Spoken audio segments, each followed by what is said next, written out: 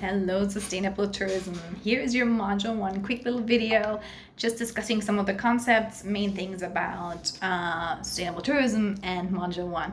I am super excited you guys are here. This industry is fascinating, it's growing, it's no longer a niche market, just like I talked about in the introduction. And in this first module, we just go over some of the definitions, what it is, and how we actually came to have sustainable tourism. So one of the main concepts that I talk about is Jafari's platform, as you'll see in the PowerPoint presentation. And that's really about the growth of mass tourism. And mass tourism really started after World War II, when we had discretionary time, discretionary income. We had the technology that people could actually travel now long distances, and we had peace, obviously, after the war. And so that led to 500,000 people traveling in the 1950s. In the 1960s, that first platform came about, which is the advocacy platform, which basically states that tourism is all good, it should be developed, there's no negative impact, it is just a positive thing, smokestackless industry, and everybody should be doing it. So countries were encouraged to develop it. But yet, as early as the 1970s, we started seeing some of those negative impacts. So people were getting paid, but they were getting paid low wages or only seasonally. We were spending money, but maybe the money didn't stay in the destination. We, visited nature, but maybe nature was getting destroyed, and so on. We started seeing some of those negative impacts. So this is where the cautionary platform came about, and people were saying, wait, there's actually some negatives to this, right? And so then, as early as the 1980s, is what we call the adaptancy platform, and this is a platform where we developed new forms of tourism that were supposed to be better for people and planet. And so this is when we came up with volunteer tourism, we came up with sustainable tourism, ecotourism, homestay tourism, right? All these what we call niche markets, alternative forms of tourism that are better for the planet and better for people and the environment. And lastly, there's the knowledge-based platform. And that platform basically says we need data, we need knowledge, we need to measure things so that we can actually manage sustainably, so that we can have a sustainable form of tourism, right? And so this is really where we're in now. Actually, we kind of coexisting in all of that.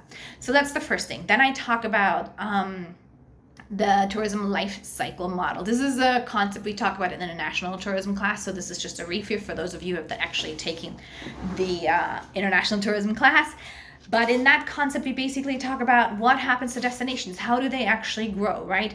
And so what happens is it's basically like a product, right?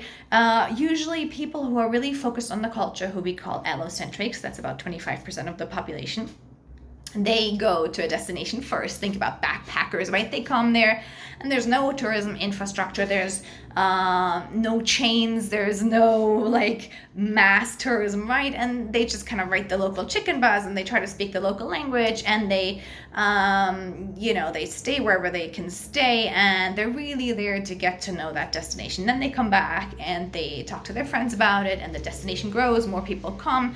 And as more people come, it gets more developed. And that's when local control eventually gets lost, right? As it develops and develops, now foreign investors come in, the chains are coming in. And so as we go up that graph of development, the allocentrics that were first there are no longer going there, right? So now we have the mid-centrics, what we call the mid-centrics.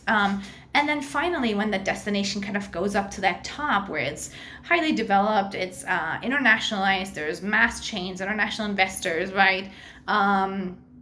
Only the psychocentrics go, which is the opposite of the allocentric, which really wants to focus on their own culture. So they're happy that they can go, let's say, to Thailand and actually eat at a Burger King, for example, right?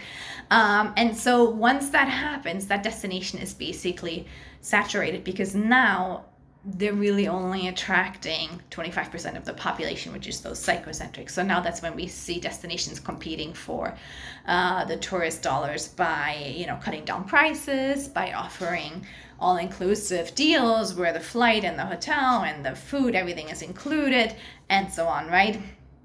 And so why am I giving you this example? This is an example of how tourism is not sustainable, because this is what we call that boom and bust tourism that happens where local control was actually never there. Not just lost, it just was never there. People were not planning for it. There was no, who do we want to attract? What do we want to be? It just kind of was this thing that happened. And you'll see that in some of the videos that I'm posting, that this is a thing that happens all over the world. People want tourism, and the next thing they know, it kind of gets out of their hand. This happens from anywhere in Barcelona, Venice, but to a little community in the Amazon, right? And so the thing that we are learning in this class is we need to safeguard what is essential to that destination, right? And that is what we'll do. So in this class, I'm teaching you guys the criteria for the Green Globe certification for sustainable tourism. And that is one of the things that they're really heavy on is, including local elements wherever you are, be that local talent, staff, artwork, food, your supply chain. We'll talk about all of that in later modules, but that is really, really, really important, right?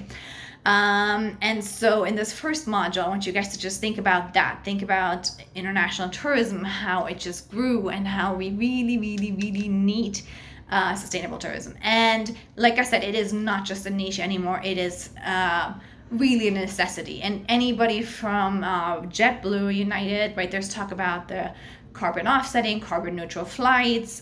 Google Flights now has a tool where you can actually look for carbon neutral flights, or flights that are less carbon intense at least.